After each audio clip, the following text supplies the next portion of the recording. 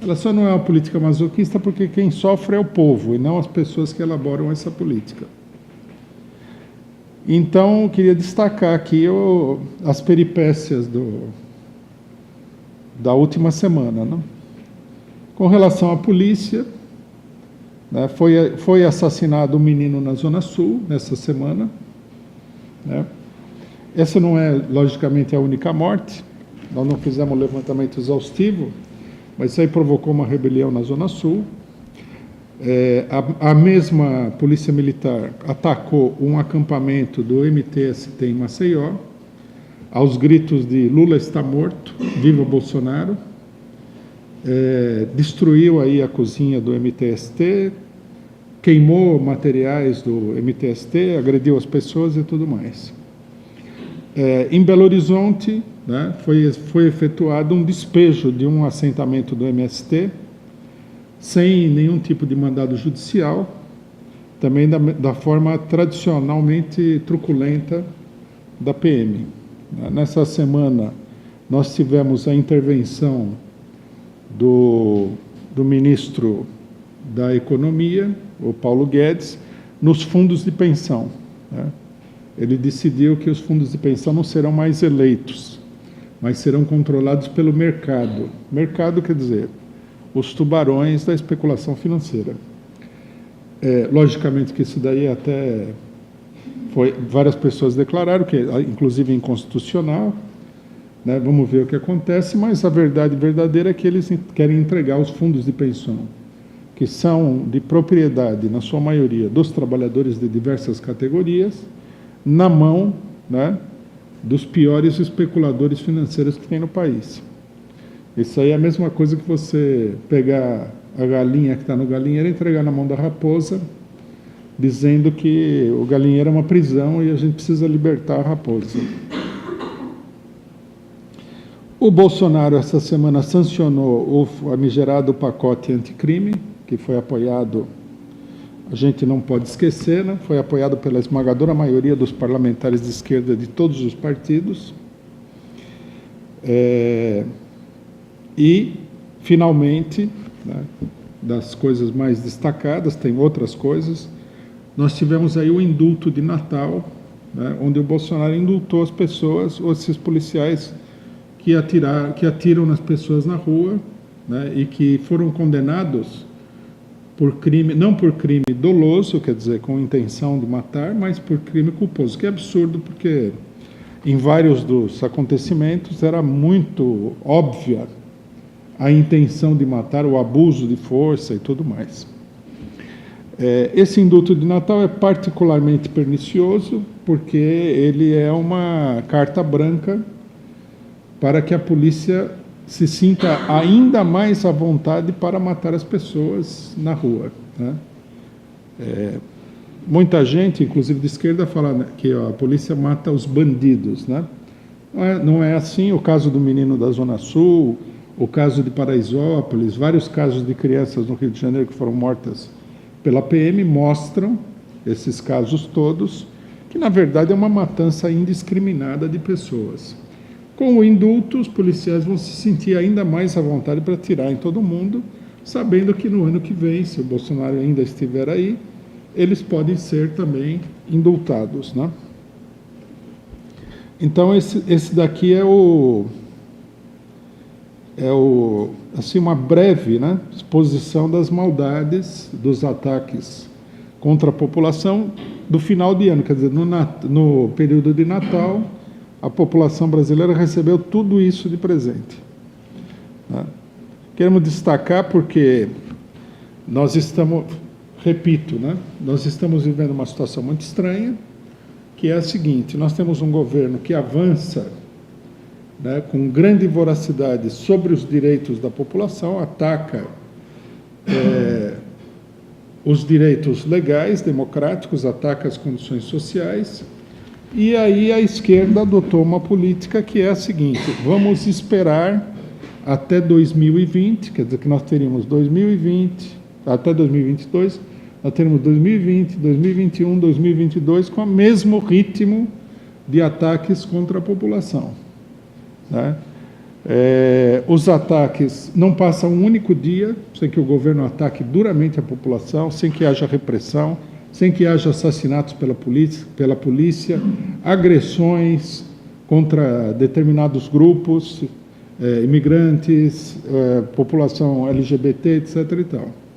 Se a gente for somar tudo o que aconteceu nesse ano de governo Bolsonaro, onde as forças de direita se sentiram muito mais à vontade, ocuparam um grande espaço político, nós vamos ver que a população sofreu tranquilamente, por baixo, mais de 1.000 ataques importantes do governo Bolsonaro, né? O que a esquerda não conseguiu, dos quais a esquerda não conseguiu conter praticamente nada, tá? Não há nenhuma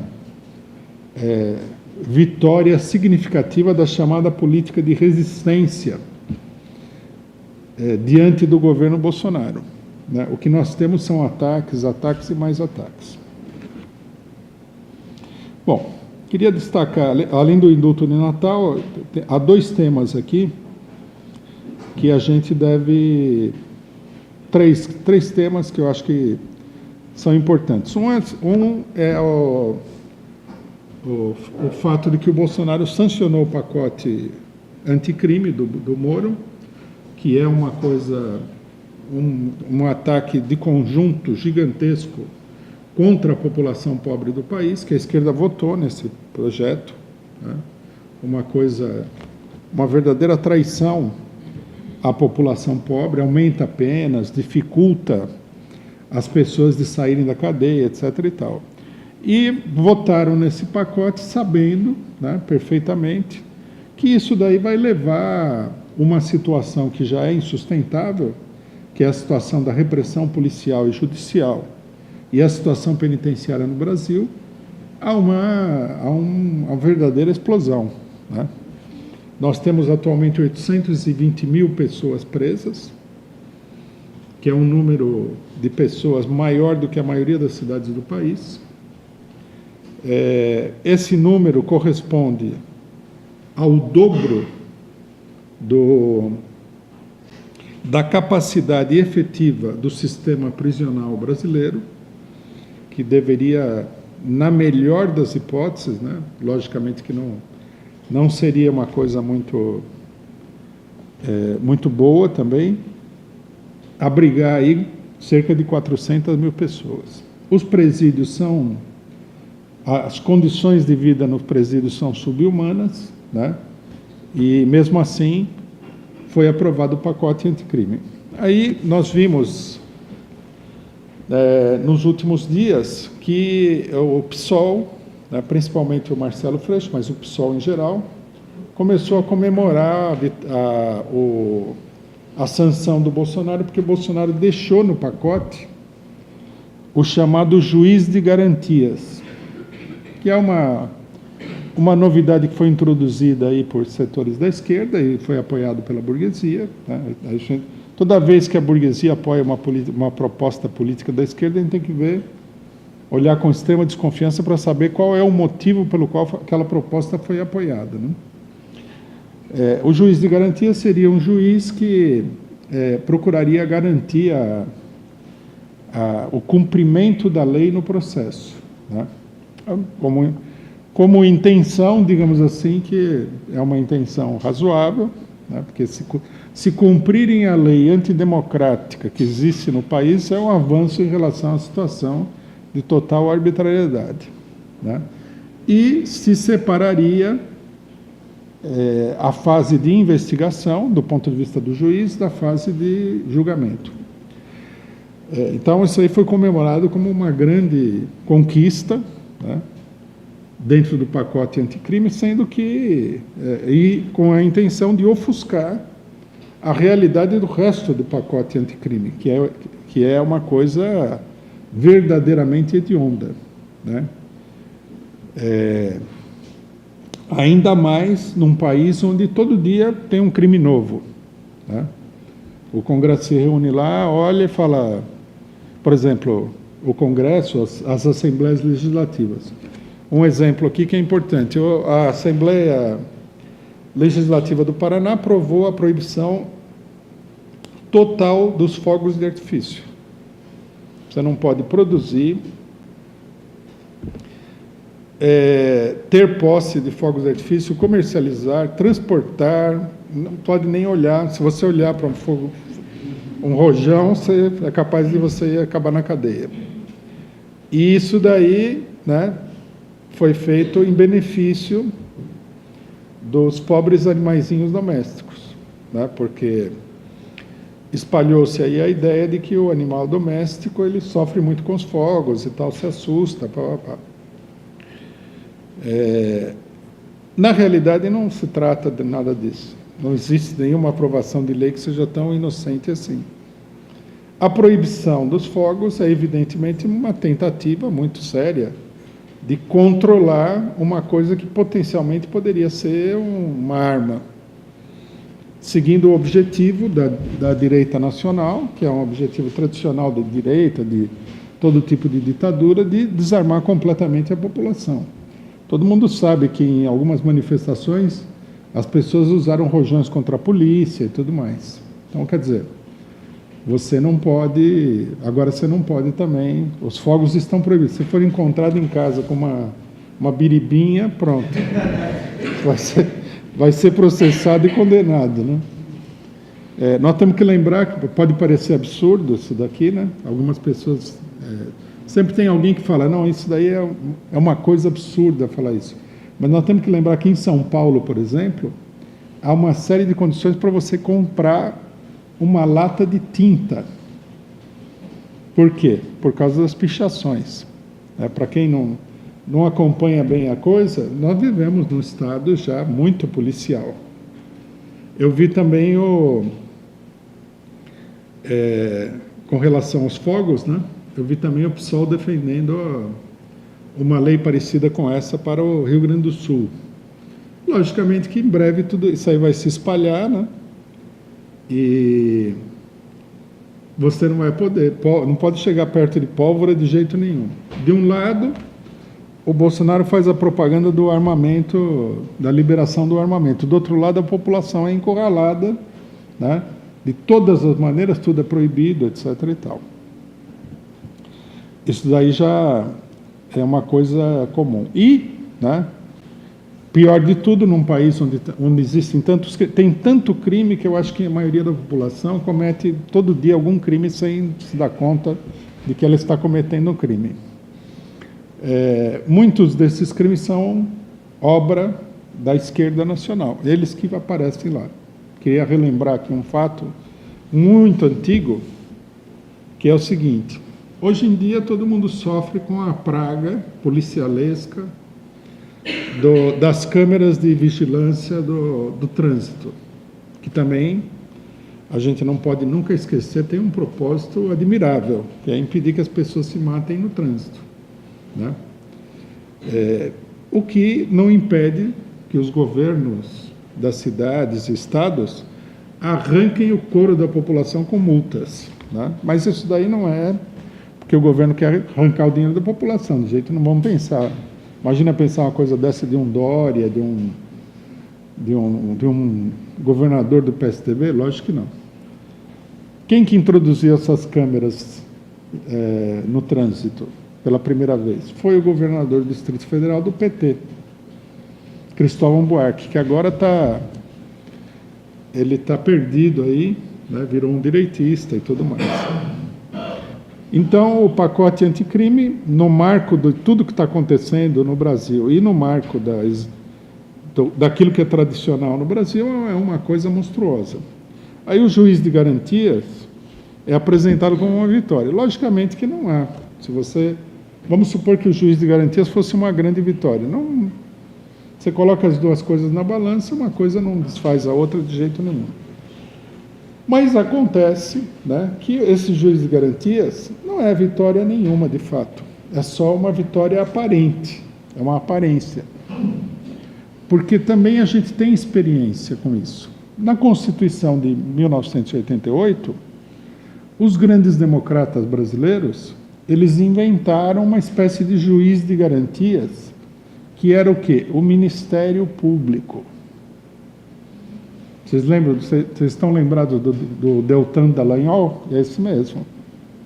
O Ministério Público era para ajudar a democracia, ajudar o povo nas suas causas, né? Por exemplo, quando você tem aquele desastre de Brumadinho, então o Ministério Público entraria lá e resolveria. Seria assim o justiceiro do povo. Terminou que o Ministério Público é pior do que todo o resto do judiciário, né? Está tomado aí por uns canalhas sem vergonhas que criaram o pior processo de perseguição judicial do país, né? E por que aconteceu isso daí? Por que as intenções maravilhosas, as boas intenções das pessoas que criaram o Ministério Público não se materializaram? É muito simples. Porque não adianta você criar uma instituição. O juiz também. O juiz é uma instituição. O juiz, o promotor público, o advogado de defesa são instituições democráticas, digamos assim, da maneira como elas existem hoje. Mas depende, se você colocar o Sérgio Moro lá, não vai acontecer nada de democrático. Então você vai criar o juiz de garantia, mas quem será esse juiz de garantias? Será que é o Freixo vai ser juiz de garantias? O Lula? A Jandira Fegali? Quem que vai ser o juiz? Vai ser um Deltan Dallagnol, um Sérgio Moro. Uma coisa que também é uma enganação total do povo é que o pessoal não fala, mas a esmagadora maioria dos juízes são direitistas, tem uma mentalidade fascista. É um sistema que reproduz uma determinada mentalidade, é uma burocracia. Essa burocracia, ela não é democrática. Não é assim que se você tiver aí 1 milhão de pessoas democráticas que querem fazer parte do judiciário, vai entrar todo mundo e vai mudar o judiciário. Não. Uma burocracia, por definição, é um corpo que se autorreproduz através de determinados mecanismos. Então, no judiciário brasileiro, nós temos aí um processo de seleção, que é um processo de seleção aparentemente democrático. Tem um concurso, mas depois tem uma entrevista, e aí, né, curiosamente, a esmagadora maioria das pessoas que estão no judiciário são de direita. Por que será? Será que as faculdades de direito não formam ninguém com mentalidade liberal, com uma mentalidade minimamente democrática? Não, é que a burocracia se seleciona. Os promotores são todos carrascos ali que estão com a corda na mão para enforcar alguém, né? E os juízes não ficam muito atrás. Então, a grande conquista nossa é o seguinte: aumentaram as penas, né? Aumentou a pena máxima para 40 anos, vários direitos foram cassados, o ataque à população foi geral. E o que a gente ganhou em troca, segundo o Freixo e o PSOL? Nós ganhamos em troca um juiz. Quem que, em sã consciência, pode considerar que o juiz é uma conquista popular? Um juiz é um juiz. E não vai mudar nada isso daí. Tudo bem, pode até dar margem para uma maior manipulação dos processos, né? Essa é a intenção que está por detrás do chamado juiz de garantias. Como você tem 2 juízes, no caso dos ricos, no caso dos políticos poderosos, etc. e tal, você pode jogar com 2 pessoas, mas no caso da pessoa pobre, infeliz, o juiz ele vai simplesmente acabar sendo condenado 2 vezes por 2 pessoas diferentes. É isso que vai acontecer. Sem falar no seguinte, né? Na maioria dos processos, isso muita gente não sabe no Brasil, o processo vem pronto da delegacia, do inquérito policial. Dependendo de como o inquérito policial for apresentado, dificilmente o juiz vai contestar o inquérito policial. Se o inquérito policial apresentar o cidadão lá como violento, perigoso e pernicioso criminoso, ele vai acabar sendo condenado. É raro que aconteça o oposto, né? A maioria das pessoas, inclusive da esquerda, vive uma enorme fantasia com o judiciário que a gente tem denunciado sistematicamente. E apesar da denúncia, apesar das evidências, apesar dos fatos, apesar da experiência política nacional, o que a gente vê? Que setores da esquerda fazem uma enorme campanha para que a população acredite, confie e apoie o judiciário, que é um absurdo. Então, o juiz de garantias do pacote anticrime não é nada. Os partidários do Bolsonaro não gostaram que fosse aprovado isso, porque o Moro era contra o juiz de garantia, lógico, né? Quanto menos possibilidade, quanto mais a divisão de poderes se estabelece, menos a direita vai gostar. Mas isso daí não vira nada. Saiu até a hashtag Bolsofreixo, né? Criticando o Bolsonaro, que seria... O Bolsonaro teria se transformado no Freixo, né? Tudo bem, para um bolsonarista, né, radical e tudo mais, até faz sentido isso daí, mas no geral não. É mais fácil a gente pensar que é o Freixo que está a serviço do Bolsonaro do que o Bolsonaro está a serviço do Freixo. Bom, outro acontecimento importante que a gente deve discutir foi o ataque do grupo integralista à produtora que produz o programa humorístico Porta dos Fundos. O grupo integralista gravou um vídeo, jogaram um coquetel Molotov, gravou um vídeo, etc. e tal.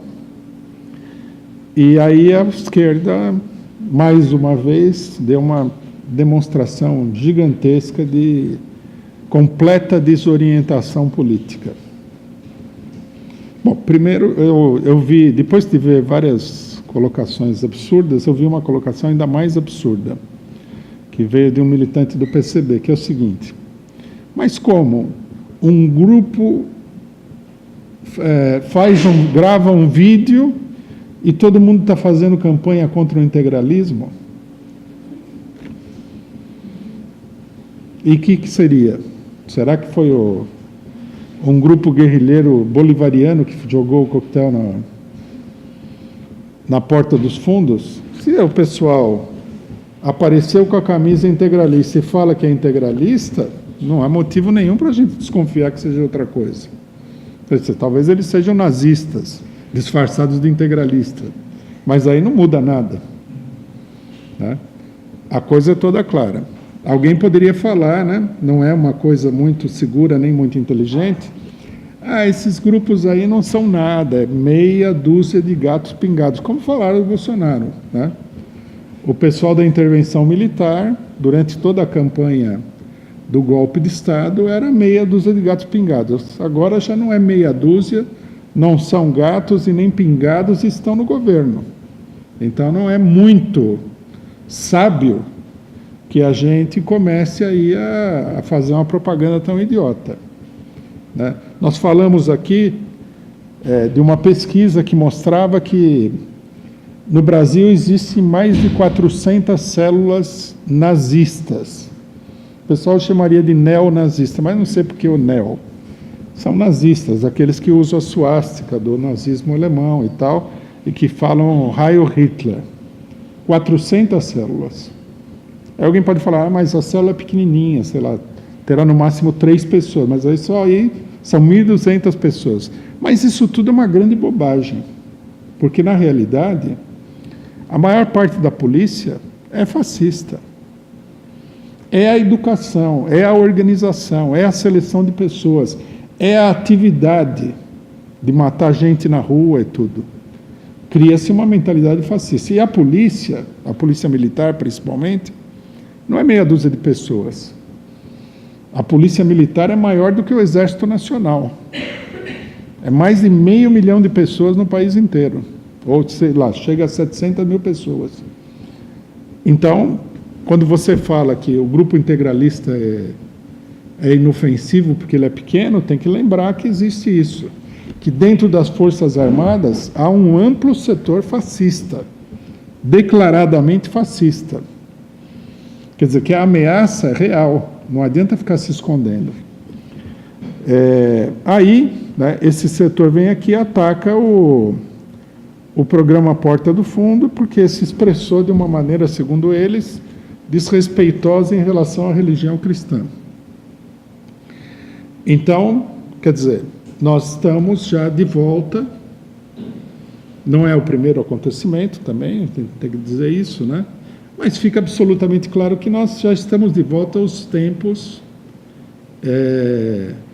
em que a meia dúzia de gato pingado, a serviço da ditadura militar, atacava artistas, né? Tem um famoso acontecimento, que foi uma apresentação de um show, de uma peça de teatro chamada Roda Viva, do Chico Buarque, que foi invadida pela polícia, os atores foram espancados, etc. e tal. Estamos aí, né? E o pessoal fica com esses argumentos idiotas. Será que eles são integralistas mesmo? Não sei, mas certamente eles não são, né, de um grupo pacifista, nem de esquerda. Isso aí pode ser que eles sejam outra coisa que não integralistas. Quer dizer, é uma manifestação de fascismo. Aí, né, no meio dessa loucura, a maior parte da esquerda lançou a palavra de ordem, que é a seguinte: que a Polícia Federal investigue e reprima o grupo integralista. Quer dizer, uma parte do aparato repressivo do Estado, que está totalmente ligada a esses integralistas, que apoia essa política, que é composta de direitistas, o próprio aparato de Estado no seu conjunto, vamos supor, Polícia Federal, PM, Polícia Civil, sei lá o quê, é quem teria a obrigação de proteger a esquerda da extrema-direita. Se a gente reduzisse a uma fórmula matemática, seria assim: a esquerda tem que ser protegida da extrema-direita pela extrema-direita. Será que vai dar certo isso? Alguns chegaram, inclusive, no auge do desespero total, porque uma coisa que nós temos que entender é o seguinte: a pequena burguesia, ela tem aquela empáfia, né? O cidadão vai lá e fala, não, porque isso é assim, assim, assado e tal. Ela é sempre incontestável. Aí, a hora que esse mundo de fantasia desmorona, a pessoa perde a cabeça, perde o sistema nervoso, sai de controle e a pessoa perde a cabeça. Então, quando apareceu aí o brucutu de camisa verde, com o sigma no braço, falando que não só eles jogaram o coquetel Molotov na porta dos fundos, como que eles vão fazer muito mais coisa contra a esquerda, eles perdem a cabeça e vão pedir para o Bolsonaro, para o Dória, para a Polícia Federal, para o Judiciário Brasileiro, dirigido pelo Moro, para protegê-los da extrema-direita. É uma coisa totalmente louca. E não só isso, uma coisa que é importante dizer, porque eu vi pessoas falando assim, não, mas você tem que se defender, mas também chamar as instituições a agir. Não. Porque o problema que está colocado aqui é que é preciso dizer para as pessoas que as instituições são iguais àquele cara de camisa verde que apareceu no vídeo. É preciso esclarecer as pessoas. E o esclarecimento é mais importante do que qualquer coisa que a Polícia Federal ou a Polícia Civil ou sei lá quem vai fazer. Que, vamos ter claro, não vai fazer grande coisa. Eventualmente, numa situação, se o cidadão que jogou aí for um moleque de escola, que não tem conexão com ninguém, ele pode até sofrer um processo, a polícia chama ele lá, mas dá para perceber que a polícia está tratando a questão como um negócio de menor importância, né? Mas a esquerda, no desespero, não, quer que as instituições do regime antidemocrático, né, dominado pela extrema-direita, saiam em socorro da esquerda contra a extrema-direita. Aí começou uma campanha da esquerda, isso eu acho que é o pior de tudo, né? Pior ainda do que pedir para a Polícia Federal resolver a parada, de que esse pessoal é terrorista. Então a esquerda se junta à campanha da direita contra o terrorismo, que é uma campanha internacional, que todo mundo sabe, que é dirigida pelos norte-americanos, né? E que muita gente, muitas organizações estão enquadradas aí como organizações terroristas. inclusive organizações que não têm nenhuma atividade até mesmo violenta. Já se sabe também, não é segredo para ninguém, que a direita quer enquadrar o MST, né, como organização terrorista, que eles têm feito essa campanha de maneira insistente. Quer dizer, por quê? Porque o MST ocupa terras, então ocupar terras seria terrorismo. No final das contas, né, a campanha terrorista é uma campanha a favor da direita, a campanha contra o terrorismo. Pedir para que seja utilizada a lei antiterrorista, isso aí já ultrapassa qualquer sentido de racionalidade, porque essa lei, o que a esquerda deveria pedir é que ela fosse abolida. Nós somos contra a lei antiterrorista, não somos a favor de usar essa lei. Então, o que nós estamos vendo, isso aí é um acontecimento muito grave, é o seguinte, que ao invés de discutir uma organização própria para se defender da extrema-direita, a esquerda, né, lança a palavra de ordem de campanha contra o terrorismo, utilização da lei antiterrorista e que a PF reprima os terroristas. Isso daí já não é que a gente pode dizer com toda tranquilidade que é o caminho da derrota. Isso daí em si é uma desbarrancada total da esquerda. É preciso fazer essa discussão, né, e deixar claro que por esse caminho aí, não é que nós vamos sofrer uma derrota, nós vamos sofrer um esmagamento total. Enquanto a extrema-direita se organiza, a esquerda vive de fantasias absurdas. Bom, mais uma questão, né? Mais uma questão sobre esse problema do terrorismo, que é o seguinte.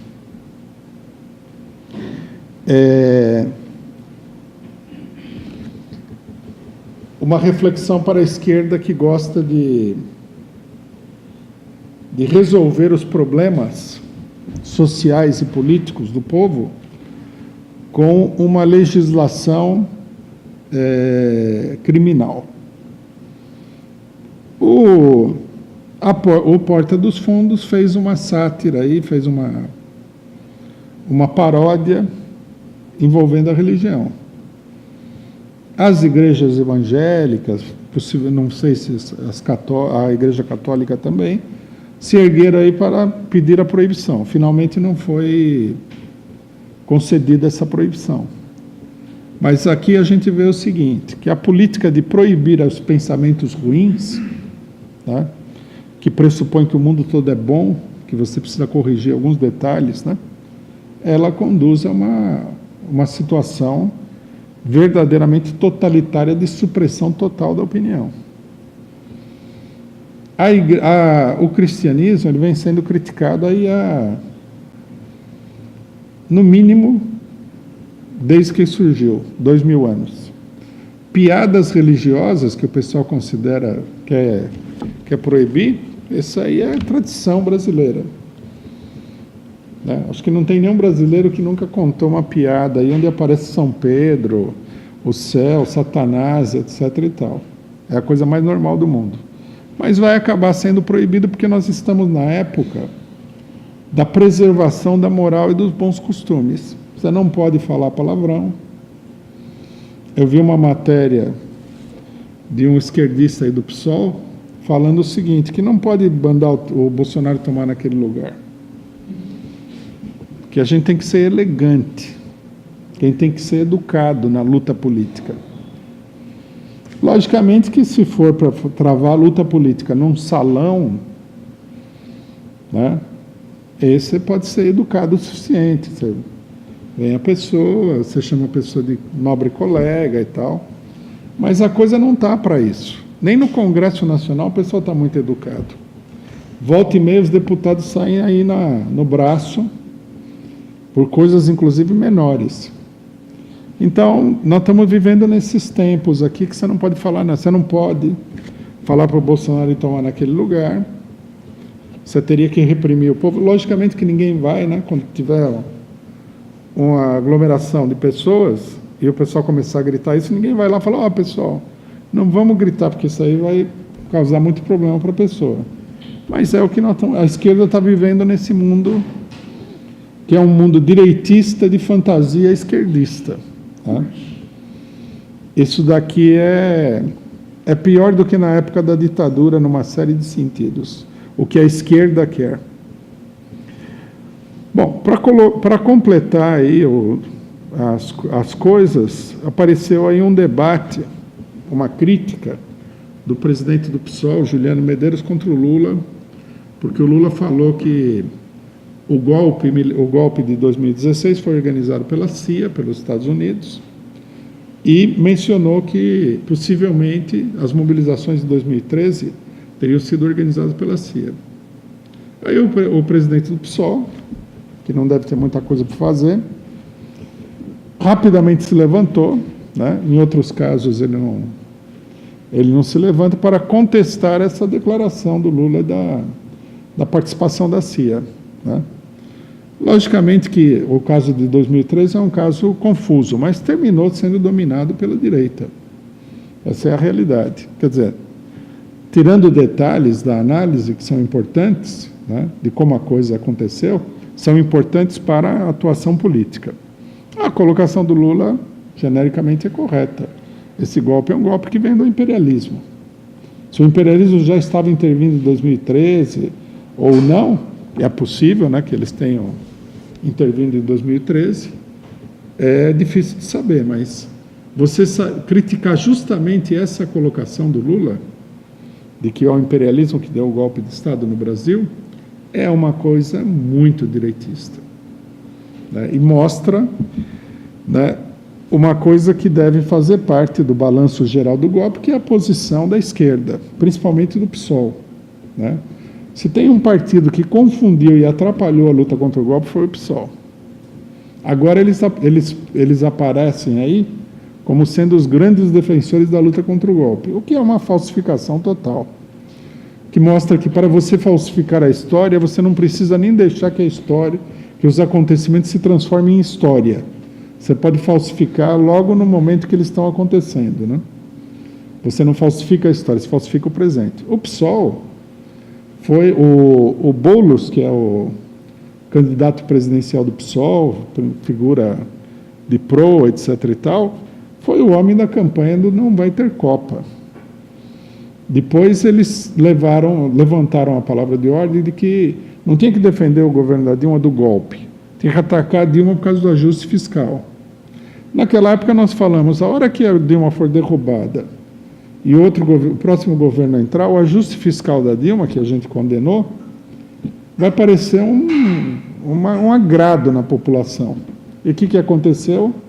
O ajuste fiscal do Temer foi uma verdadeira bomba atômica perto do ajuste fiscal da Dilma. Quer dizer, que são pessoas que normalmente não têm a menor noção do que eles estão fazendo, né? Esse foi o panorama que vem desde o golpe, e que se manifestou, entrando já na retrospectiva do ano, de uma maneira muito clara, nesse ano aqui, tá? Eu acho que a gente pode dizer com uma certa tranquilidade que todos os fracassos, erros, incompreensões e política equivocada e oportunista da esquerda ficaram pequenos diante do que aconteceu em 2019. Diante do golpe, houve uma confusão generalizada. Uma parte da esquerda era, inclusive, a favor do golpe. Outra parte não achava que o golpe ia acontecer dentro do Congresso Nacional, porque no Congresso Nacional só tem gente boa. Aí o povo brasileiro assistiu àquele espetáculo medonho da votação do impeachment da Dilma, mostrando que, na verdade, no Congresso Nacional só tem cafajestes. Aí, né, veio a continuação do golpe, né, que é a fraude da eleição de 2018, com o processo contra o Lula, que todo mundo falou que não ia dar em nada, alguns, inclusive, falaram que ele tinha que ser preso mesmo, né? O Lula foi julgado e foi condenado, e foi preso.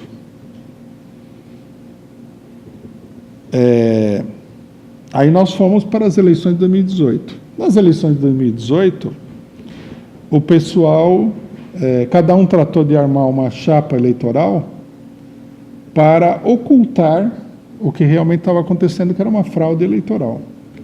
Num primeiro momento, né, um setor do ativismo, e conosco em primeiro lugar, o PCO em primeiro lugar, lançou a palavra de ordem, que era uma palavra de ordem muito clara, que era a seguinte: eleição sem Lula é fraude.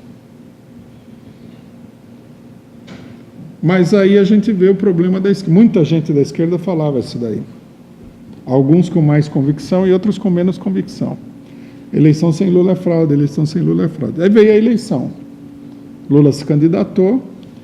O judiciário, esse judiciário maravilhoso, que é uma conquista, segundo o Freixo, né, decidiu que o Lula não tinha direito nenhum de nada. E, contrariando tudo o que aconteceu no passado, não deixou ele nem mesmo fazer propaganda política na eleição. O PT, diante dessa ofensiva muito grande da Justiça, que foi uma ofensiva totalmente ilegal, recuou, colocou aí um candidato step, que foi o Fernando Haddad, para uma situação em que todo mundo sabia que era simplesmente para perder a eleição. Aí o Bolsonaro foi eleito. Bom, a primeira coisa que a esquerda deveria ter feito seria denunciar o caráter ilegítimo do Bolsonaro. O que aconteceu? O pessoal começou a dar boas-vindas ao Bolsonaro, desejar sorte para o governo dele. Vocês imaginam, ele não teve muita sorte, teve muito problema, mas se imagina se ele tivesse sorte e ele pudesse fazer mais do que ele fez, como é que a gente estaria aqui hoje? Né? Decidiu desejar sorte ao Bolsonaro, essa coisa toda, não denunciou a fraude, nem o próprio PT denunciou a fraude. Aí vieram denunciar que o Bolsonaro ganhou com notícias falsas, fake news. Só que tem uma coisa, isso é uma coisa meio idiota, porque não tem eleição, não tem e não teve eleição no mundo que a mentira não predominasse sobre a verdade. Logicamente que a mentiraiada é total. Inclusive na eleição, nós vimos na eleição da Dilma em 2014, que a quantidade de mentiras foi muito maior do que na eleição de 2018. Todo mundo deve se lembrar que a revista Veja tirou uma edição especial com uma capa acusando a Dilma, não sei de qual crime na época, na véspera da eleição. E era tudo mentira. Só que agora, para consumo das pessoas totalmente sem memória e despreparadas, inventaram o grande perigo da internet, que vai terminar, todo mundo sabe, numa série de restrições sobre a internet, e não vai diminuir a mentira, pelo contrário, vai aumentar, porque quanto mais você restringe, né, a comunicação, mais aumenta a mentira. Você vê a Rede Globo. A Rede Globo é uma rede de televisão que é praticamente incapaz de dizer a verdade, seja lá sobre o que for. Eles fazem programa de culinária e falam mentira no programa de culinária também. E por que um monopólio desses garantiria a verdade, ninguém sabe. Mas a única coisa que vai acontecer é que vão garantir um ambiente maior para a mentira. Bom, dessa capitulação medonha, né, de não denunciar a fraude, da capitulação do Lula não ter ido até o fim, nós passamos a capitulação ainda maior de não denunciar a fraude e acabamos numa capitulação que foi a aceitação total do governo Bolsonaro. O primeiro semestre foi cheio de manifestações contra o governo Bolsonaro. Só que o conjunto da esquerda fez um pacto meio sinistro, né? E é interessante que esse pacto aí abrangeu praticamente todas as organizações de esquerda, desde as pequenininhas com 4 pessoas que se reúnem numa salinha da universidade lá e que não tem nem um boletim mensal para dizer o que pensa, Até os partidos com muitos parlamentares fizeram o pacto de que não se poderia levantar a palavra de ordem de fora Bolsonaro. Né? Em geral, com a desculpa, havia duas linhas de raciocínio fundamentalmente. Uma de que o povo não estava preparado, né? É bom lembrar que uma boa parte da esquerda, principalmente a que perdeu a eleição, decidiu atribuir essa vitória do Bolsonaro não à fraude. A fraude é secundária. E sim, né, às más intenções do povo brasileiro. Veja bem, más intenções. Porque não é que o povo foi manipulado, nada. O povo teria escolhido livremente e escolheu o pior. Porque é um povo mau. O brasileiro é um povo mau. Em vez de votar num candidato maravilhoso, né? Professor, etc. e tal, não é o Fernando Henrique Cardoso que nós estamos falando, é o Fernando Haddad, decidiram votar no Bolsonaro. Então a culpa é do povo. Porque a eleição é tão transparente, tão democrática, reflete tão diretamente a posição do povo, não tem fraude, não tem manipulação, não tem nada. Se o povo votou, é porque é burro. Ou, pior do que burro, é mal intencionado. O povo brasileiro é mau. Isso daí já tirei a conclusão, porque tem tanta gente, tem intelectual de esquerda e de direita que fala que o povo é ruim. Né?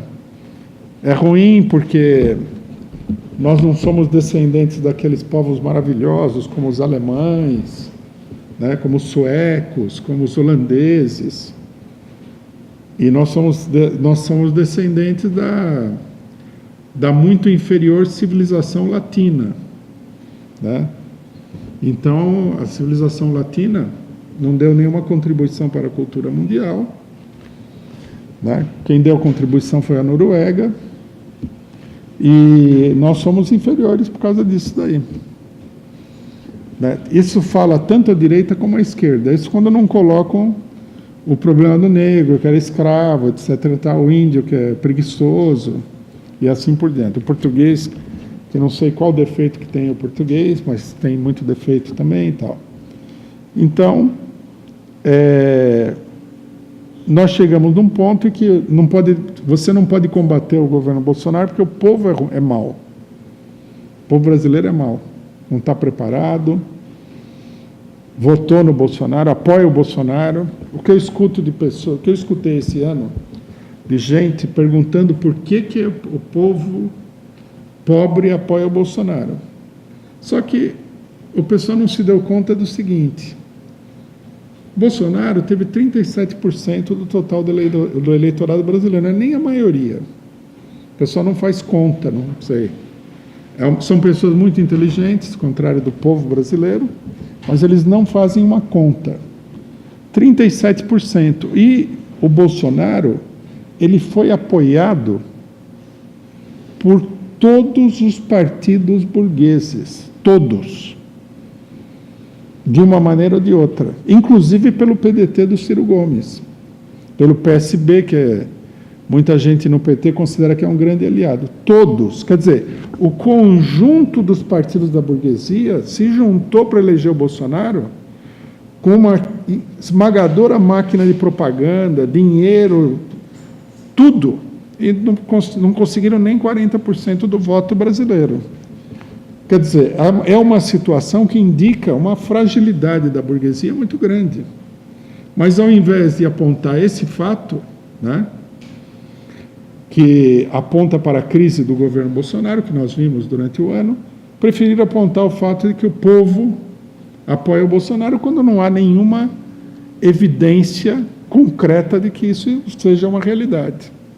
Vocês imaginem 37%, né, com o apoio de um setor da classe média, conduzida pelos empresários, do funcionário público pressionado pelos governos, etc. e tal, é uma votação que não tem expressão nenhuma.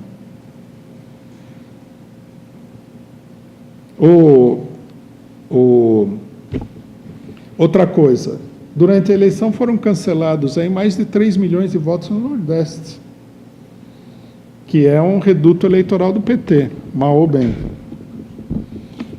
Bom, aí transformaram isso daí em outras fantasias, né? Por exemplo, agora que eu falei Nordeste, eu me lembrei. Algumas pessoas quiseram inventar a fantasia também altamente destrutiva para o movimento de luta dos trabalhadores, de que o Sudeste é todo bolsonarista e o Nordeste é todo revolucionário. Isso aí não tem nada a ver também. É tudo uma tentativa de ocultar a realidade dos fatos. Bom, esse debate sobre o Fora Bolsonaro se desenvolveu na esquerda no primeiro semestre, né? E, aparentemente, eles conseguiram, não tanto por causa do debate, porque os argumentos eram muito fracos, conseguiram conter, pelo menos, a mobilização das pessoas contra o Bolsonaro. Nesse sentido, o segundo semestre foi um vazio total.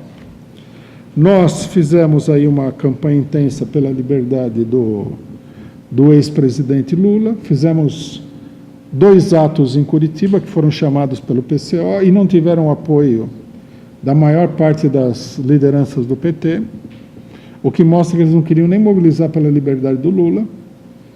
Tal era a intenção de manter o movimento num estado de paralisia total, né? E aí, a hora que o Lula foi libertado, efetivamente, a coisa passou com uma velocidade muito grande para aquilo que já estava sendo organizado, que é dar todo o peso na eleição. Então, aí criou-se o mito político do momento, que é o seguinte: seremos libertados pelas eleições. As eleições têm um caráter mágico, têm um caráter... é um talismã, é um feitiço. Seremos libertados pela eleição. Bom, a gente poderia deixar isso aí, deixar a coisa nesse ponto, que seria triste, né? Todo mundo vai para o Réveillon, todo mundo que quer alguma mudança vai para o Réveillon deprimido, mas não é assim, né? Porque, ao mesmo tempo, nós tivemos aí as mobilizações nos outros países da América Latina, que foram um grande acontecimento durante o ano. E não só na América Latina, nós tivemos mobilização na Espanha, nós tivemos mobilização na França e nós tivemos mobilizações grandes na Itália. Isso sem falar em outros países do mundo onde também estão ocorrendo grandes mobilizações. Quer dizer, tudo isso indica que há uma propensão das populações, dos povos que estão sendo massacrados pelo imperialismo, a lutar, a reagir, e o Brasil não está fora disso. Então, o que nós temos que destacar é que essa tentativa de contenção e de canalização de toda a insatisfação para as eleições, ela, na realidade, no fundo, é uma tentativa muito frágil, né? E agora, no final do ano, é interessante porque ontem, a hashtag mais usada nas redes sociais era Fora Bolsonaro 2020. E várias pessoas comentando, né, sabiamente, porque o pessoal não é tão trouxa, que não dá para viver 3 anos desse jeito. Então, isso mostra que há uma forte tendência reprimida, né, represada pela política da esquerda, a sair à luta pelo Fora Bolsonaro. Que muita gente não tem a ilusão de que a eleição vai tirar o Bolsonaro. Claro que a eleição vai ser usada para confundir, mas ela também pode ser usada para impulsionar a campanha do Fora Bolsonaro, né? E nós chamamos todos os setores que querem tirar o Bolsonaro a encarar a eleição desse ponto de vista. Então, para encerrar, eu acho que a perspectiva para o ano de 2020 é justamente essa, né? Um ano de 2020 sem o Bolsonaro, né? Fora Bolsonaro.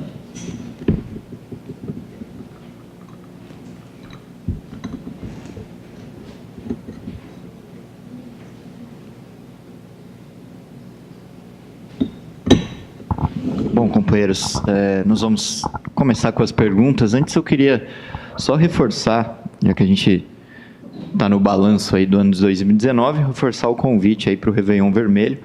Aqui está o convite em primeira mão, né? Réveillon Vermelho, aqui em São Paulo. Os companheiros estão organizando a vinda para participar do Réveillon de vários estados do país. Ainda dá tempo de você adquirir o convite. Participe com a gente dessa festa de Réveillon com os militantes, simpatizantes, amigos e familiares do PCO. Nós tivemos, como eu falei no começo da análise, nós tivemos uma alteração no local devido a alguns probleminhas que a gente teve. Então, se você quiser se informar, obter maiores informações, tanto sobre como adquirir o convite e também sobre essas mudanças que aconteceram, essa mudança do local, né, que antes seria no Tênis Clube Paulista, você pode entrar em contato com a gente no telefone 011 99741 0436, 011 99741 0436 e se informar, né, e obter todas as informações, adquirir também seu convite para essa festa do Réveillon.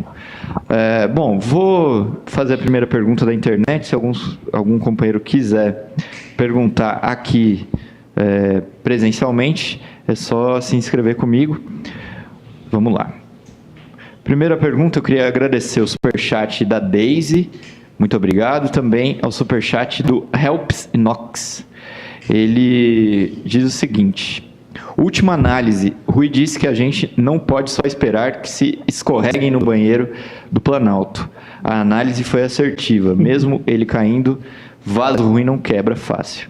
Quais os planos do PCO em 2020? Bom, o plano do PCO, o nosso plano mais imediato é levar para as ruas a campanha do Fora Bolsonaro, de maneira organizada. Uma coisa que eu acho importante que os nossos companheiros todos entendam é o seguinte: nós investimos muito da nossa energia, recursos, trabalho e militância na campanha pela liberdade do Lula. E isso daí dificultou de fazer uma campanha, impossibilitou de fazer uma campanha onde o destaque da campanha fosse o Fora Bolsonaro. O Fora Bolsonaro estava presente na nossa campanha, mas pela força das circunstâncias, né, ele era uma palavra de ordem finalmente secundária na campanha. Bom, a questão do Lula, apesar de que continua a perseguição contra o Lula, a gente viu aí, e a situação dele não está garantida, já não é uma questão central nesse momento aqui. Então, nós vamos agora reunir as nossas forças, organizar, nós vamos fazer um congresso em janeiro e lançar uma campanha forte pelo Fora Bolsonaro, que não é que a gente tenha nenhuma intenção diferente da maioria da população. Por essa informação da hashtag, né, Fora Bolsonaro 2020, dá para perceber pelo alcance, pela repercussão, que há muita gente querendo fazer a campanha. Se o restante da esquerda, se as outras organizações de trabalhadores não querem fazer a campanha, nós vamos fazer a campanha. Nós vamos levar essa campanha para os sindicatos, vamos levar essa campanha para movimentos sociais diversos, vamos levar para as universidades, tudo. Mas a nossa prioridade é essa daí. Como nós somos um partido legal, nós vamos lançar candidatos, mas não com o objetivo de fazer demagogia, fazer média com a população, para conseguir um voto a mais. Nós vamos lançar candidatos para defender, durante a campanha eleitoral, né, uma perspectiva de luta, o Fora Bolsonaro e tudo mais. Esse daí é que é digamos assim, as nossas definições iniciais sobre o ano de 2020. É urgente isso, né? A esquerda não tem nem noção do perigo que todos nós estamos correndo aqui. Esse negócio dos integralistas, em vez do pessoal falar precisamos reagir, etc. e tal, ficam na babaquice de discutir se o grupo é integralista ou não, chamar a Polícia Federal. Que Polícia Federal? Você acha que a Polícia Federal, a hora que os integralistas e outros grupos fascistas aí decidirem invadir um sindicato, a polícia vai lá defender o sindicato? Claro que não. É uma idiotia. Pelo contrário, né? Se para alguma coisa serve, né, a experiência histórica, A experiência mostra que na hora que eles forem, os fascistas forem invadir um sindicato, a polícia vai lá ajudar a invadir o sindicato. Isso sem falar que a maioria dos fascistas, inclusive, é da polícia, né? Então, quer dizer, é uma loucura total. Bom, vamos lá. Próxima pergunta. Queria agradecer o superchat do Ernesto Abdala Filho, também o superchat do Alfredo Kessler, do Daniel C., da Carolina Silva e da Maria Ângela Abduch. Muito obrigado pelo superchat, muito obrigado por contribuir com a Causa Operária TV. Bom, uma pergunta aqui da Thelma Rocha. Rui, o Pimenta no 247 disse que o Bolsoasno acertou na economia. Isso é bom, ruim ou mais ou menos? O Pimenta, quem que é o Pimenta? Eu acho que é o Pimenta do deputado. Paulo Pimenta. Ele teria dito no 247 que o Bolsonaro acertou na economia. Acertou na economia.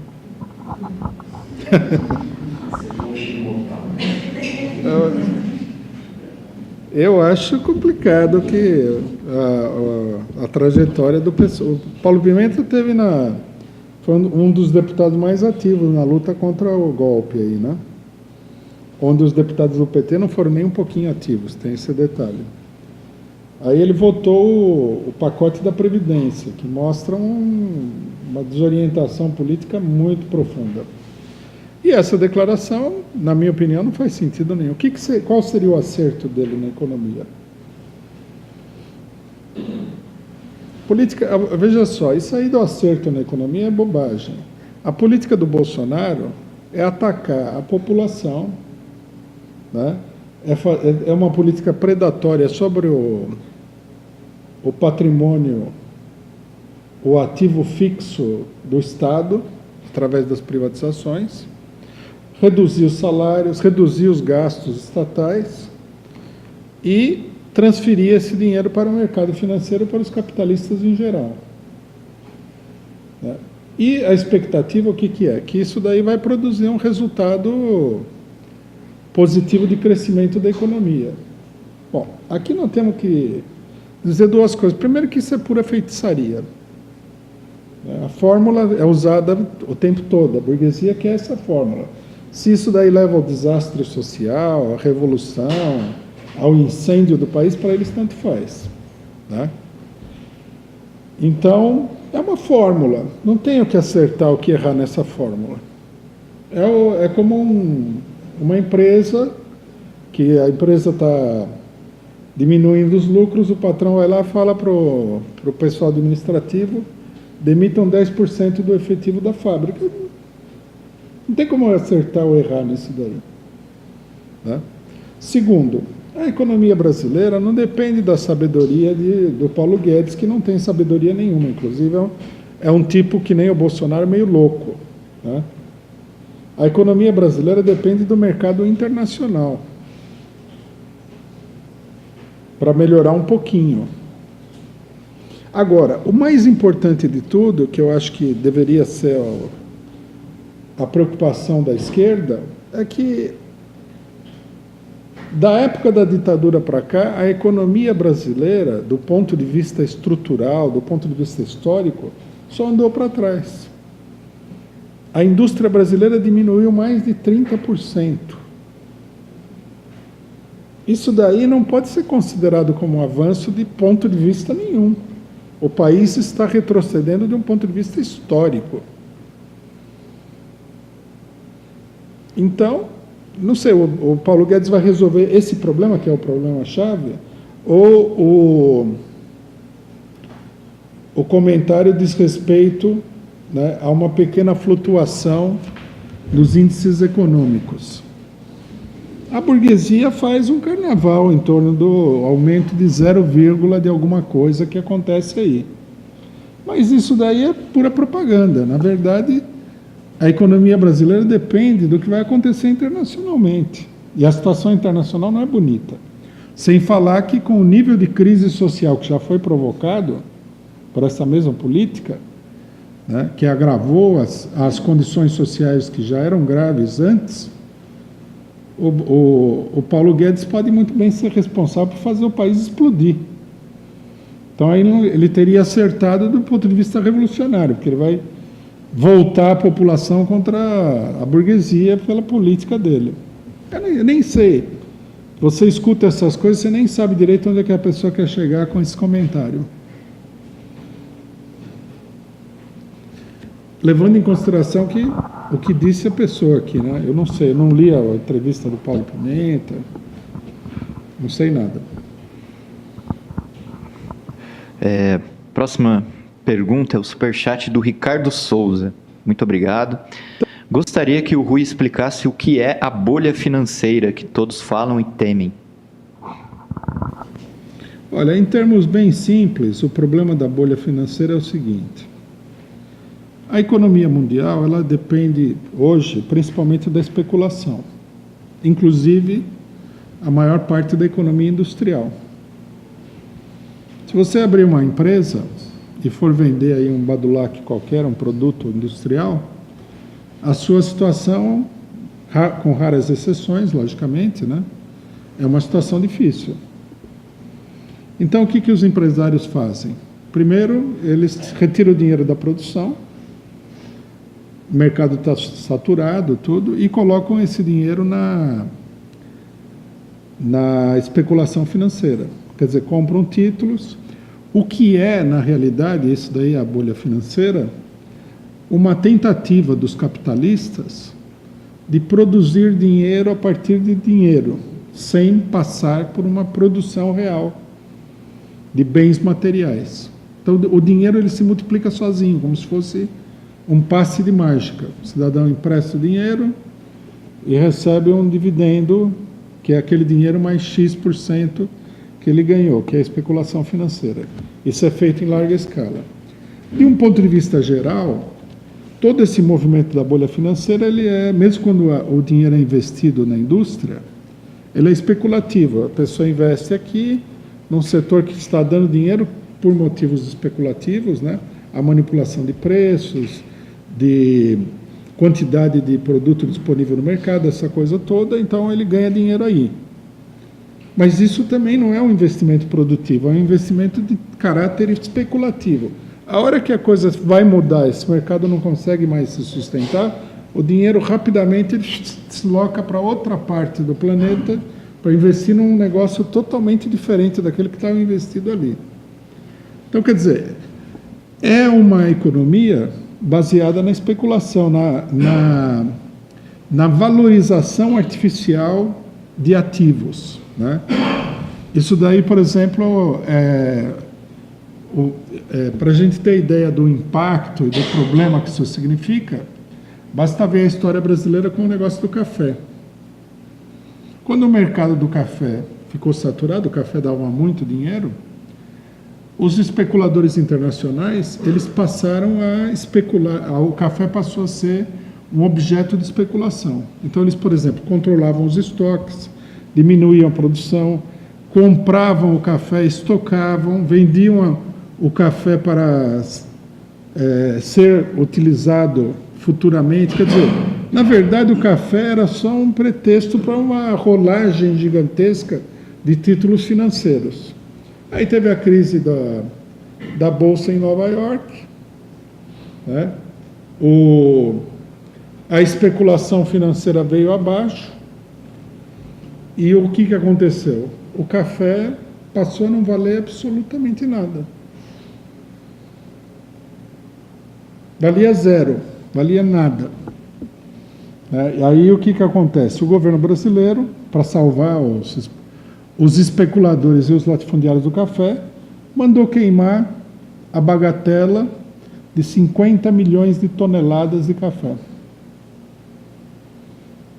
Pago, logicamente, com dinheiro público, né? Não é que foi queimado simplesmente.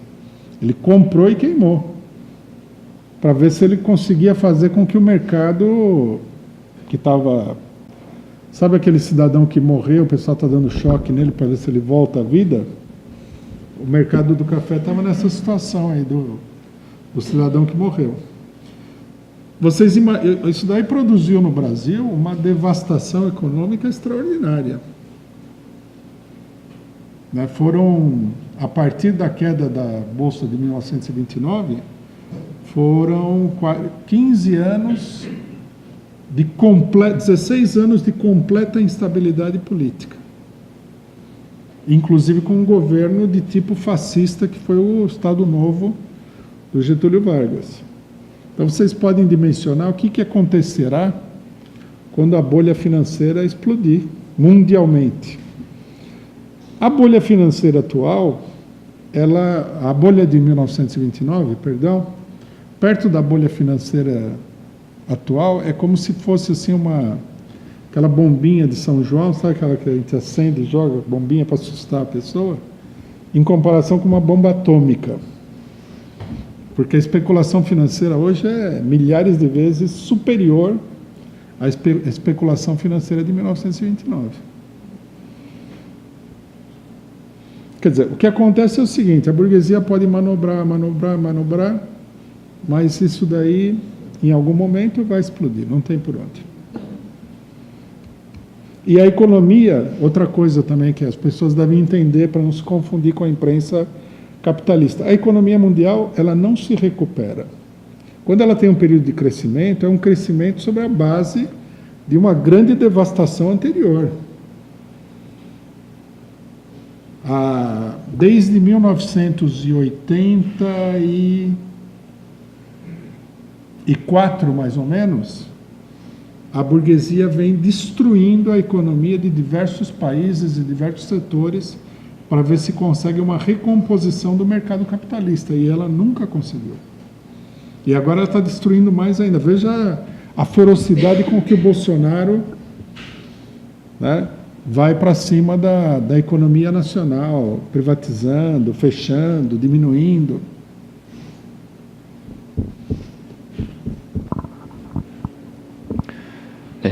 Agradecer também aqui o superchat da Deise, da Jasmine Tsuruta, do Luiz Preza. Muito obrigado pela contribuição. E tem a pergunta aqui do Vini Alves. Rui, fala-se de uma aliança Suplicy-Boulos para o ano que vem em São Paulo, no combate ao bolsonarismo. Cretinismo parlamentar ou o PCO apoia? Não, isso é a difusão de uma fantasia, né? A campanha vai ser aquela campanha paz e amor, né? Precisamos dialogar e vamos colocar uma sinalização nova na cidade, aquela babaquice total, enquanto que o país está pegando fogo, né? Bom, esse Boulos aí, ele só fez loucura até agora, né? É um oportunista e só faz loucura. E a campanha presidencial dele era uma demagogia assim total, né? Aquela campanha assim: vou ganhar o seu voto, custe o que custar aqui. O que você gosta? Eu acho, inclusive, que a esquerda, pelo que eu já vi do planejamento eleitoral da esquerda, a esquerda está preparando aí um espetáculo direitista inédito, né? A gente vê na questão você vê, porque a pergunta para entender para onde vai a eleição é entender por que os deputados da esquerda votaram no pacote do Moro do anticrime. O pessoal não deveria se comprometer com isso, não é? Você é de esquerda, vai se comprometer com isso por quê? É que, na verdade, eles querem chegar na eleição e fazer mais demagogia com o problema da segurança pública sanguinolenta dos bolsonaristas do que os próprios bolsonaristas. Segundo eles, essa é a tática genial para recuperar aí os votos perdidos. O que parte da conclusão de que o povo brasileiro é todo bolsonarista. Então você vai ser mais bolsonarista que o Bolsonaro para ganhar o povo para dar voto para você.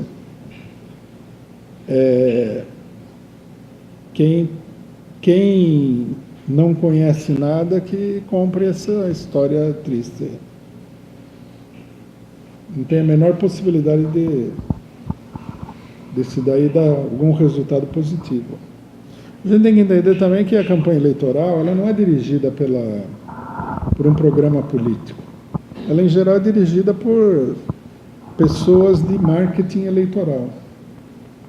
E o cidadão do marketing, ele, como político, é o tipo mais oportunista e safado de político que existe, porque para ele não tem política, ele não é político. Ele faz uma pesquisa de opinião, se falar lá que você distribuir maconha na esquina vai dar voto, ele começa uma campanha para distribuir maconha na esquina. Se falarem que uma candidata mulher aparecer pelada na propaganda eleitoral da voto, ele não quer saber.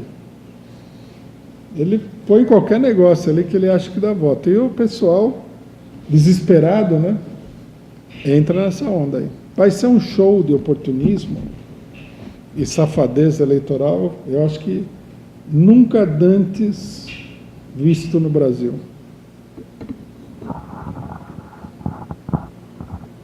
Antes de eu fazer a próxima pergunta, eu queria lembrar o seguinte. Bom, a última atividade do ano é o Réveillon Vermelho do PCO, que acontece aqui em São Paulo.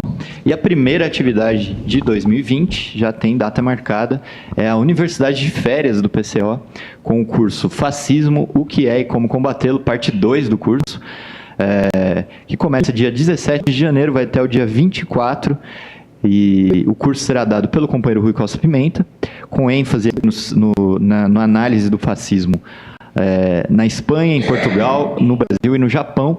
É a continuação do curso que foi feito aí em janeiro do ano passado, na Universidade de Férias, na verdade, desse ano, que está acabando. Então, imperdível, aqui em São Paulo também, entre em contato com a gente e participe desse curso, que é o curso mais tradicional, o maior curso de formação política da esquerda brasileira. Fascismo, o que é e como combatê-lo, Universidade de Férias do PCO e da Aliança da Juventude Revolucionária. Bom, vamos lá para a próxima pergunta aqui da internet. Primeiro, agradecer o Bola de Pelo pelo superchat, muito obrigado. A Sandra Ananda também, muito obrigado. Dan Vilela, muito obrigado pelo superchat. E Paulo Rocha, muito obrigado pela contribuição. Ele pergunta: que comentários você faria sobre a globalização versus nacionalismo? Bom, isso aí é para um longo comentário, né? Na realidade, as duas coisas são... O nacionalismo, aí é que está, né? Como é que não vamos pegar isso daí? Porque na Europa, a extrema-direita apresenta o nacionalismo contra a globalização. Na América Latina, é outro tipo de nacionalismo que se opõe também à política neoliberal. No caso da América Latina, nós temos que levantar as reivindicações nacionais contra o imperialismo, não há dúvida nenhuma disso. Mas a pergunta tem muitos outros aspectos que a gente poderia falar, mas não vai dar para falar aqui hoje.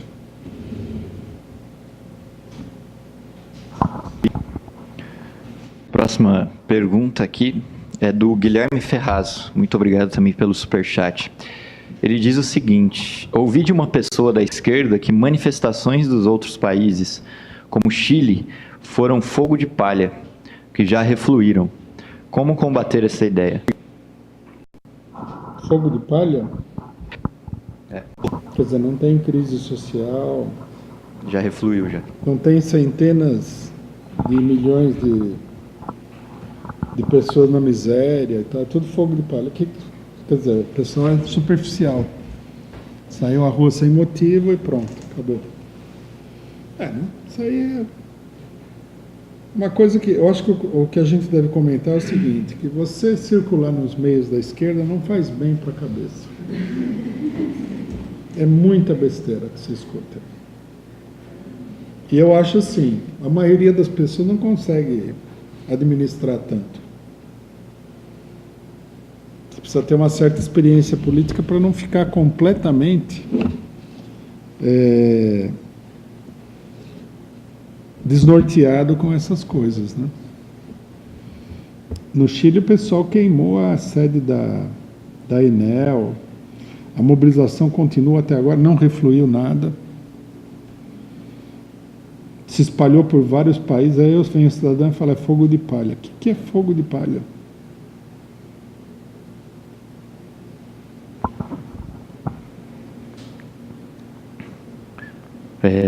Bom, também eu queria aqui agradecer o superchat do André Alvarenga e desejar boas-vindas ao novo membro do nosso canal, a Marta Leandro. Seja bem-vinda. Tem aqui mais uma pergunta do Marcos Guerra. O que fazer em cidades onde não há comitês de luta? Formar o comitê de luta. É entrar em contato com a gente e a gente ajuda a formar o comitê de luta. Bom, tem os telefones, os contatos, eu pedi para colocar também o contato nosso no chat aí da análise política da semana. Entre em contato com a gente ajuda você a fazer aí o comitê de luta na sua cidade. Tem uma pergunta do Pachacuti Inti, canal da Liberdade. Deixar o país quebrar e roubar todas as suas riquezas bancárias e depois emprestar mais dinheiro ainda para eles? Desde quando o comunista respeita contrato bancário com o imperialista? É um coxinha. Coxinha. Puseram aqui, mas eu também não consegui acompanhar a pergunta. Também não. Não sei direito do que ele está falando. Bom, o Fernandes da Silva... Não, só uma coisa. Também há um desnorteamento dessa direita, porque eles acham que comunista é o cara do PT. Não. Comunista não quer emprestar dinheiro de banco, nada. Não queremos acabar com a propriedade privada de conjunto. Essa é a nossa posição. Eles confundem muito o PCO com o resto da esquerda, a esquerda pequena burguesa, que é tudo esquerda cor-de-rosa, né?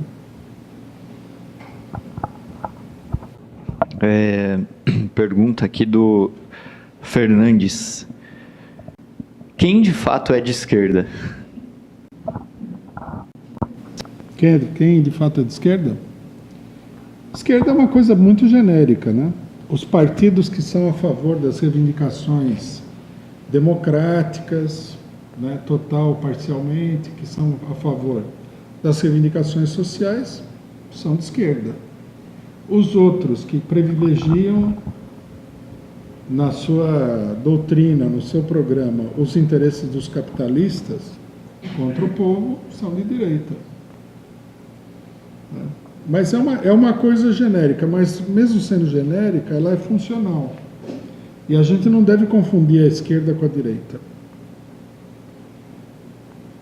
Por pior que seja a esquerda, também tem esse detalhe. Às vezes a esquerda é muito ruim, mas você sabe que o papel que aquele partido ocupa é de esquerda, né? Você vê, por exemplo, no sistema parlamentar europeu, em geral, agora com a crise, o negócio todo está sendo demolido, mas em geral, você tem uma alternância de partidos de direita e de esquerda, que a imprensa e os intelectuais burgueses passaram a chamar de centro-direita e centro-esquerda, para dizer que, no fundo, eles são muito parecidos e tal, o que também não é falso, né? Aí você fala assim, não, mas esse partido de esquerda não é de esquerda. Não, ele é de esquerda, ele está cumprindo o papel da esquerda. E aí o que acontece? Num determinado momento, a população pobre, a população explorada, vota nesse partido, que já é um fato político importante. Se você falar que o partido não é de esquerda, então tanto faz se os trabalhadores votam naquele partido ou votam no partido de direita. Quer dizer que os trabalhadores não têm noção do que estão fazendo, nenhuma noção do que está fazendo. Para uma análise política e para a propaganda política em geral, é uma coisa muito confusa falar que esses partidos não são de esquerda, por mais moderados que eles sejam.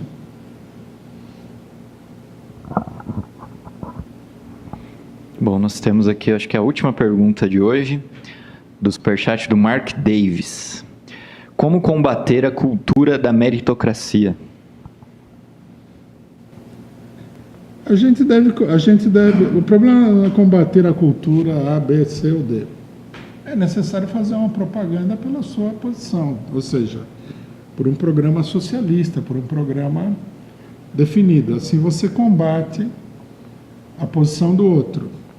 Sobre a base do seu programa, você deve criticar as posições contrárias também, que é muito importante.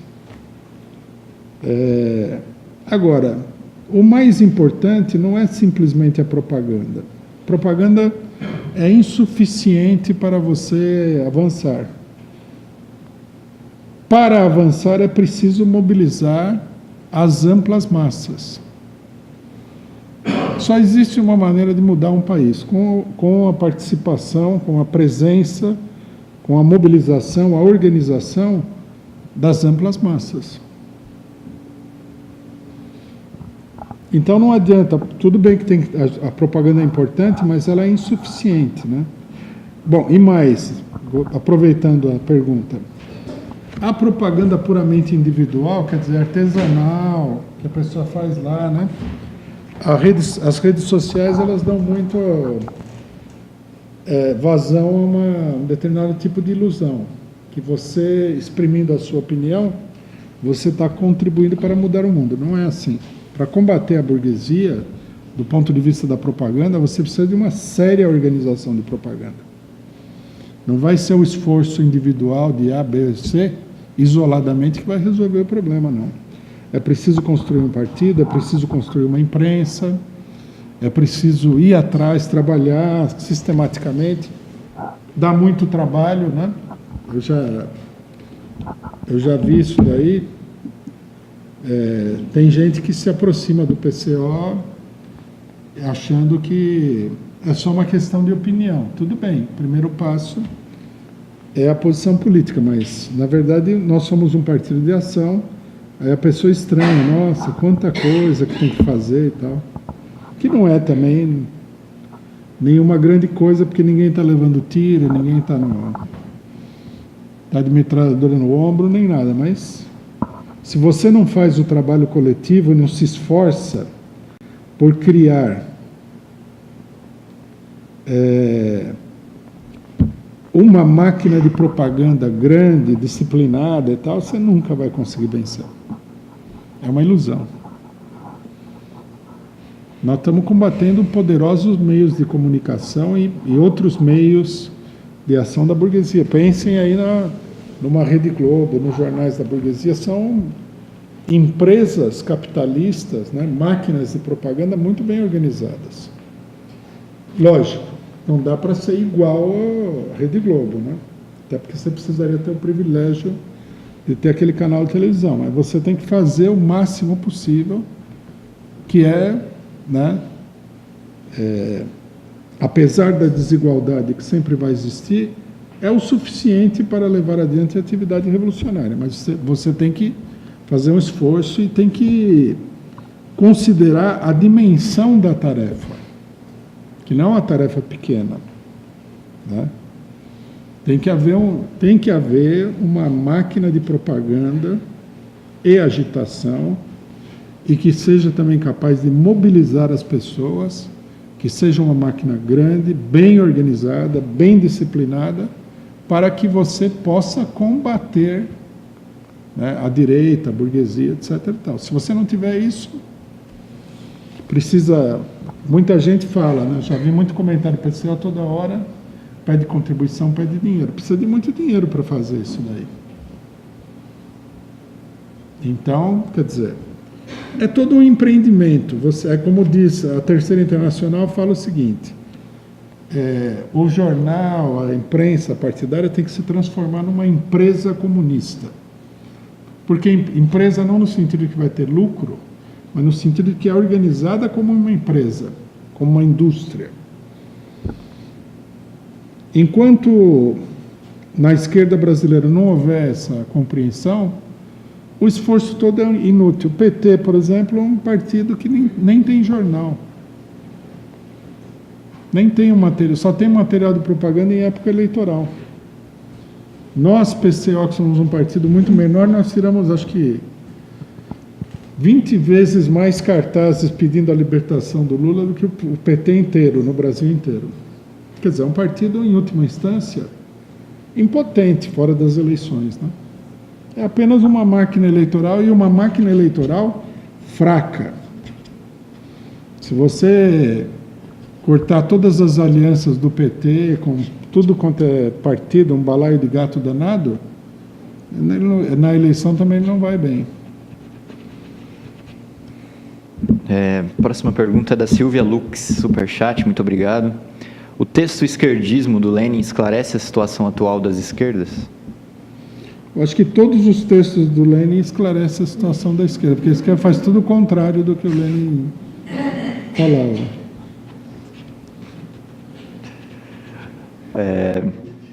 Agradecer também o superchat do Dan Vilela. Ele pergunta se o PCO pretende incluir na programação da TV uma coluna humorística. E nós estamos tentando aqui com os companheiros, mas os companheiros não conseguiram se acertar para fazer isso aí. Mas nós temos a expectativa de ter aí um programa humorístico, né? Pergunta do Antônio Cláudio Vituriano. Muito obrigado pelo superchat. Você acha possível que a esquerda atual repita a Batalha da Praça da Sé, onde as galinhas verdes foram postas para correr? Não tem muita cara disso, né? Eu acho que a esquerda teria... A esquerda tal e qual nós estamos vendo hoje é uma esquerda que não tem absolutamente nenhum preparo, nem mesmo intelectual, para combater a extrema-direita.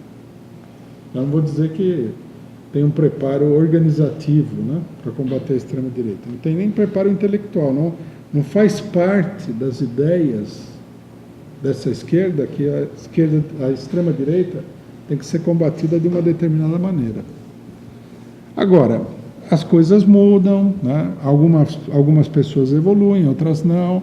Os partidos se modificam, eles sofrem rupturas. Uma parte de um partido bem direitista pode ir bastante para a esquerda. Então, logicamente que nesse sentido, digamos assim, com essas modificações, a esquerda pode chegar a ter uma posição mais combativa, né? Bom, última pergunta, que é a minha mesmo. Acabei de ver aqui o pessoal compartilhou, parece até notícia falsa, porque é aquela notícia meio, parece meio mentira, assim, que o PCdoB parece que a partir do ano que vem quer mudar de nome. Vai chamar Movimento 65. Eles não mudaram oficialmente, mas vão começar a se chamar assim, porque parece que dentro do partido não houve consenso de mudar o nome legalmente, mas eles vão se chamar Movimento 65, vão abandonar a foice e o martelo, abandonar o vermelho e adotar o verde e amarelo. Onde que saiu essa Mandaram notícia? aí várias. Não é inverossímil, não, mas... Eu vi em vários órgãos diferentes, porque o pessoal está mandando aí no nosso... Eu vi no site do PCdoB, é verdade. Bom, se está no site do próprio PCdoB. Você não quer explicar isso aí? Porque isso é interessante.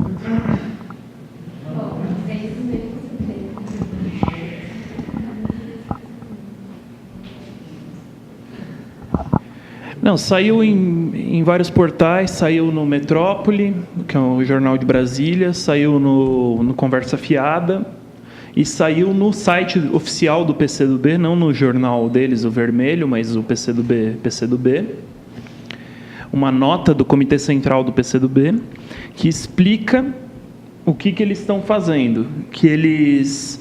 Lá não fala nada sobre o verde, amarelo e o vermelho, nem a foice e o martelo. Não diz nem que vai ficar, nem que vai sair. Os outros jornais que dizem ter entrevistado pessoas do Comitê Central do PCdoB dizem que eles vão abandonar as cores e a indumentária comunista. Teve declaração de gente da direção do PCdoB? É citação indireta. Eles ninguém aparece lá falando que eles vão fazer as coisas dessa forma. O que eles falam, e eles colocam de forma confusa, eles falam é que eles vão lançar um nome fantasia para as eleições de 2020, chamado Movimento 65, como é que a gente pode dizer? Em referência ao dígito eleitoral do PCdoB, que é 65. Então... Quer dizer, esse aí é o disfarce absoluto, né? pegando a notícia assim, né, De que supetão. uma parte disso daí é boato. Mas mostra o que eu estou falando. A eleição vai ser um show de oportunismo direitista como nunca dantes. Vamos passar por mares de oportunismo nunca dantes navegados. Eles já anunciaram que a mudança é para facilitar a frente ampla. Eles colocam isso no documento. Falaram que é um movimento cívico, não sei o que lá, frente amplista. Eu acho que a mudança é para enganar o eleitorado, né?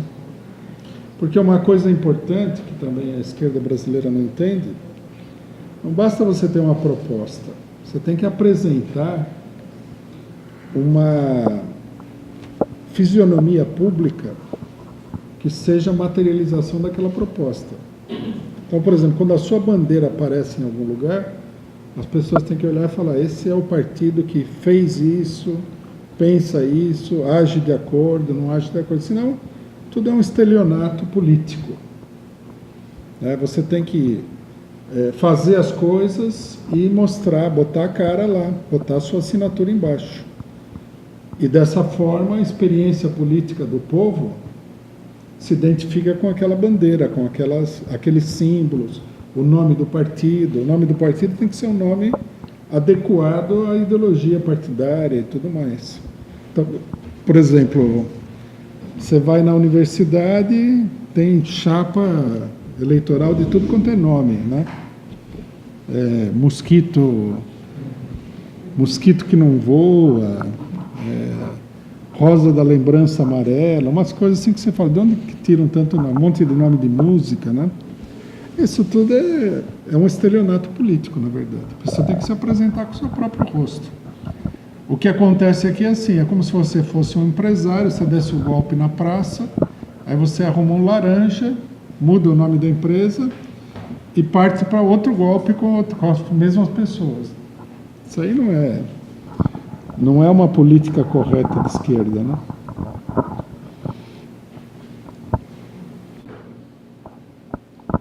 Bom, é isso. Terminando mais uma análise política da semana. Queria que a produção deixasse no gatilho aí o vídeo do Réveillon.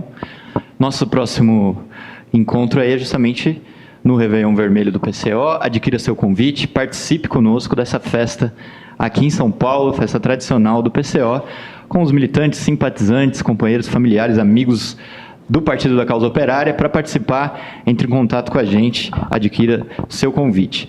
Bom, hoje à tarde ainda tem, logo após aqui a análise política da semana, tem a estreia, né, a gente vai subir como estreia o programa Música Clássica com o companheiro Afonso Teixeira, e à tarde, às 18 horas, o programa Análise Sindical. Amanhã, a programação da Causa Operária TV continua com o programa TV Mulheres e com o programa Na Zona do Agrião. Fiquem ligados na nossa programação e eu queria chamar justamente o vídeo do Réveillon para a gente terminar. Boa tarde para todo mundo. Semana que vem tem mais análise política da semana, a primeira de 2020. Até mais, pessoal. Obrigado pela audiência.